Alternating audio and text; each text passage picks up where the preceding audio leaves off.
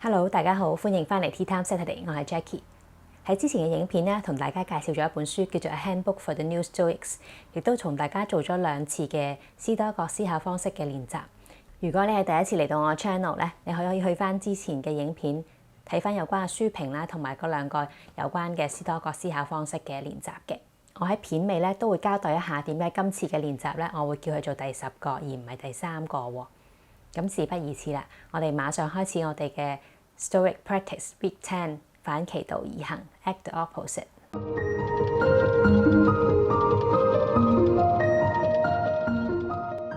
你有冇發現屈服於你嘅慾望咧，係會令到佢哋更加強大嘅喎？如果你曾經有一個好強烈嘅購物慾咧，我相信你會好了解呢一種感受嘅。斯多葛嘅學派認為咧，盲目咁追隨我哋嘅慾望咧，並唔係過上美好生活嘅最好方法喎。咁今個星期嘅練習咧，就幫我哋驗證一下呢個假設係咪成立咯。Seneca 話：我哋會被財富、名譽、享樂、美麗同埋其他咁誘人嘅一啲事物，令人愉快嘅啲事情咧所吸引嘅。同時我哋會排斥同埋避免辛勞、死亡、痛苦、恥辱或者更加節儉嘅生活。因此咧，我哋應該訓練下自己，咁我哋就可以避免對一種事物嘅恐懼，或者對另一種事物嘅渴望喎。等我哋反其道而行，離開誘惑我哋嘅嗰啲事物，同時我哋積極起嚟去迎接排斥嘅嗰啲事物。Seneca 嘅呢個建議聽起嚟好奇怪，佢嘅意思係我哋應該訓練自己唔好去追求一啲我哋中意嘅嘢，而應該積極面對一啲我哋想避免嘅嘢喎。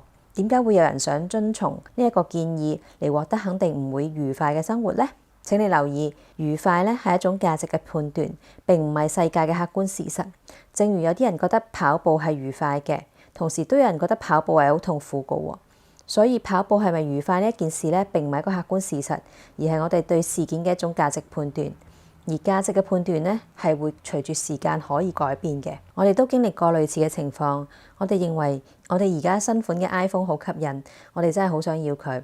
當我哋真係得到嘅時候咧，頭幾日咧，我哋會好開心，我哋會欣賞佢啦，而且經常用佢。但係幾個星期之後咧，因為佢只係一部手機，一個實物，咁如果唔見咗或者壞咗咧，仲可以換嘅，就唔會好大咁樣改變我哋嘅生活。咁我哋點算呢？我哋會唔會承認 Seneca 係啱嘅呢？花費咁多嘅時間同精力去追求外部嘅事情係冇限制嘅呢？咁當然唔會啦。我哋只會將注意力轉移到下一個目標上面。例如，哇，嗰個手袋好靚喎，我需要個新嘅手袋喎。當我哋真係買咗個手袋嘅時候咧，會令到我哋開心幾日或者幾個星期啦。然後呢個過程咧又會重新開始。咁心理學家咧就將佢稱之為享樂跑步機，就好似 gym 房嘅跑步機一樣咧。你一直喺上面跑，但係邊度都去唔到。而且同 gym 房嘅跑步機唔同嘅係咧，呢一個享樂跑步機咧，甚至對你健康都冇乜好處喎。Seneca 話俾我哋知點樣先可以離開呢個享樂跑步機。咁咧有2個步驟嘅。首先咧喺哲學層面嘅步驟咧，就認識到表面上嘅愉快咧，可能唔會令到我哋真正快樂喎。而相反，嗰啲睇起嚟唔愉快嘅事情咧，亦都可能唔會令到我哋唔快樂㗎。其次咧，我哋就根據我哋嘅呢個認識咧，就採取行動啦，一步一步咁樣內化我哋嘅認知。每一次咧，你成功咁樣從吸引你嘅事物中撤退，而每一次你成功咁樣喚醒自己去迎接嗰啲你想避免嘅人同事嘅時候咧，你其實係向住智慧同幸福嘅方向行緊一步嘅。Epictetus 話：人咧並唔係俾事物所困擾嘅，而係俾佢哋對事物嘅睇法所困擾嘅。呢一個星期咧，我哋將重點放喺改變對好同壞嘅睇法同埋行為上面。首先咧，開放咁樣諗一諗，列出你自己認為安全可以採取行動嘅一啲慾望同埋厭惡。為咗令呢個練習變得輕鬆一啲咧，我哋可以由輕度至中度嘅快樂或者係厭惡呢啲人同事去開始嘅。而家我哋通過列出一個圖表嚟規劃一下接住落嚟嘅呢個星期咧，我哋想練習嘅一啲行動嘅。咁喺呢啲練習中咧，你會有意識咁樣採取一啲同你嘅慾望或者厭惡相反嘅一啲行動嘅。譬如話，你嘅慾望係櫥窗購物嘅，咁平時係6點之後收工嘅時候發生嘅。Instead of 你行入平時嘅購物中心啦，你今日就同自己講：我今日係反其道而行，要行去民居冇鋪頭嘅街道上面。咁你就去評估一下呢個行為係咪安全，有挑戰性又唔係太難喎。又或者，如果你嘅慾望係取悅別人嘅，幾時會發生呢？就係有人叫你做更多工作嘅時候，你平時咧通常都係同意嘅，咁今次咧你會 say no， 你會同佢講話而家要做嘅事太多啦，我做唔到。咁你就自己評估一下呢個行為係咪安全啦。你都要睇下叫你做嘢嘅嗰個係咪你老闆。如果老闆叫你做而你 say no， 係咪安全咧？自己評估。咁係咪有挑戰性又唔係太難呢？你都可以評估一下嘅。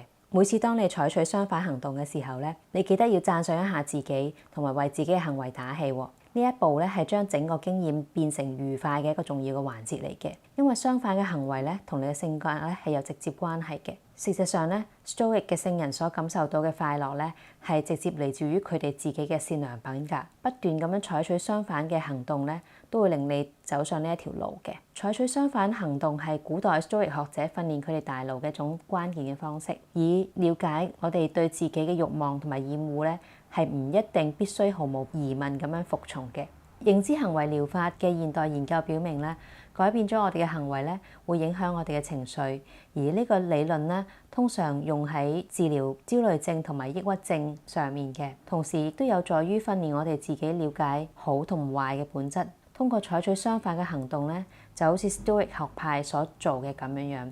隨住時間嘅推移咧，我哋就會逐漸咁樣意識到冇必要去追求我哋過多嘅慾望，同時我哋都可以面對好多我哋嘅厭惡。你會唔會覺得今個星期嘅反其道而行嘅呢個練習比較有挑戰性呢？你挑戰自己嘅嗰個慾望或者係厭惡係選擇好難嘅呢，定係好容易嘅呢？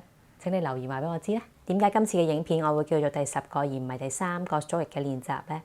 因為原本 Stoic 嘅呢一個系列咧，我淨係諗住做到12月底嘅，咁所以咧我就喺呢52個練習裏邊咧，挑選咗幾個我認為比較容易做、比較容易實行嘅練習咧，同大家一齊做嘅。